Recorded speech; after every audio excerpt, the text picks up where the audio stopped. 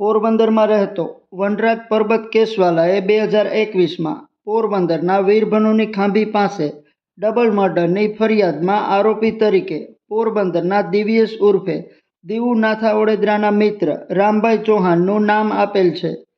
દિવ્યેશ અને તેનો મિત્ર રામભાઈ ચૌહાણ કોર્ટમાં બેસેલા હતા ત્યારે આરોપી વનરાજ કોર્ટમાં આવતા દિવ્યેશે તેને બોલાવેલો નહીં.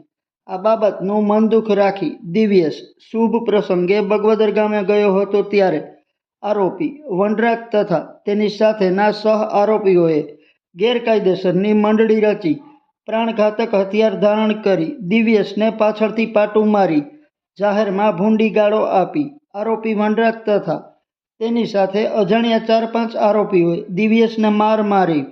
આરોપી વનરાજે દિવ્યેશને મારી નાખવાના ઈરાદે લાયસન્સવાળું હથિયાર દિવ્યેશ સામે તાકી ફાયરિંગ કરવાની તૈયારી કરતો હતો ત્યારે કોઈએ વનરાજનું હથિયાર નીચે કરાવી દેતા વનરાજ ફાયરિંગ કરી શક્યો નહોતો.